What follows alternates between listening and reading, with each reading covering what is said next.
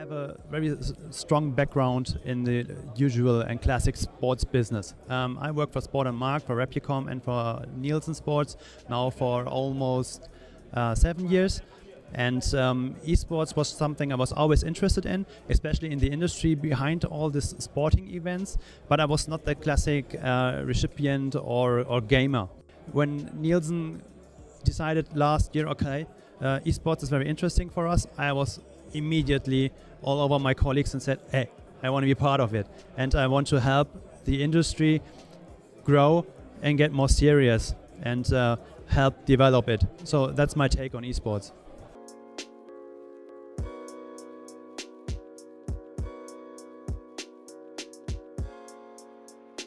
I had a few talks today as well, and some people said, wow, this is like a knighting for us. Nielsen, the big Nielsen coming into esports. Well, I say, okay, it's business, and as I said before, it's very interesting for us. And there are some figures out in the market which are just not that credible as I think they should be, as a whole industry is relying on them. This is where we come into play. We just want to help the market develop and based on really good and believable data. It's not like we want to knight anything. It's our business to provide data and believable data, and that's why we are in it.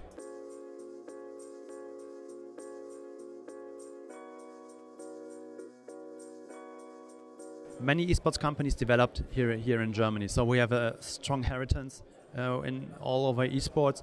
But speaking from the sport perspective right now, Germany isn't that strong all over esports. So this is one of the 3 things which are not developing as they should.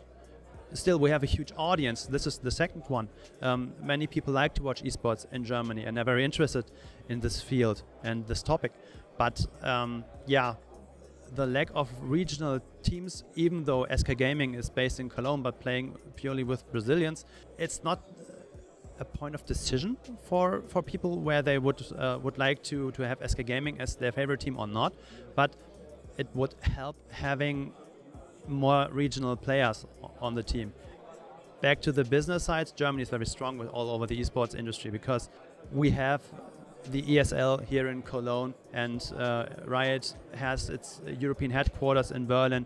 So yeah, it's a very, very, very cool place in Germany to be, but it's not like it's in our culture, I guess. What's in our culture is football, honestly. Esports will become the top 5 sports in Germany. So maybe it will become a cultural phenomenon at the end, eventually, but the way to go there is still a long one.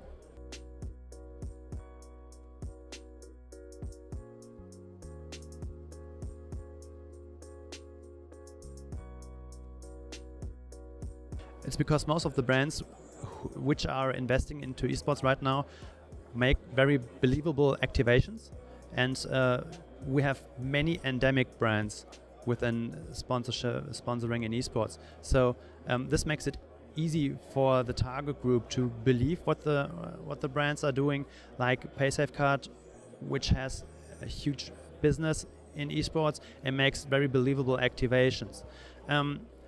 From the point of non-endemic brands, it's kind of hard to answer because you have to see that over 1/3 of the audience of our respondents said, okay, I welcome non-endemic brands, but the rest, they didn't say no, go away.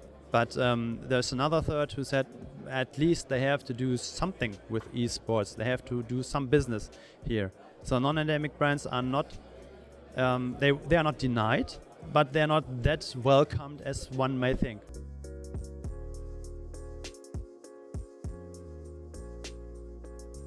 We have pronounced our own German market research study where we were partnering with Sport1 Media and Infront to give the German market the data they were needing, because all the data you have is from a global perspective. And as you said, regional data is very important. There is a regional take on esports because we have smaller brands which have only their business objectives within one country or maybe within the GSA area, for example. they need data to base their decisions on, and that's why we will keep on producing reports like the one we have right now, and we will go much more into the Asian markets, Europe of course, the Americas, and we will provide believable and credible data for media equivalency, like decision makers from brands know from the classical type of sports. So again, there's a lot more to come within the next 6 to 12 months. You can look forward to it as we do.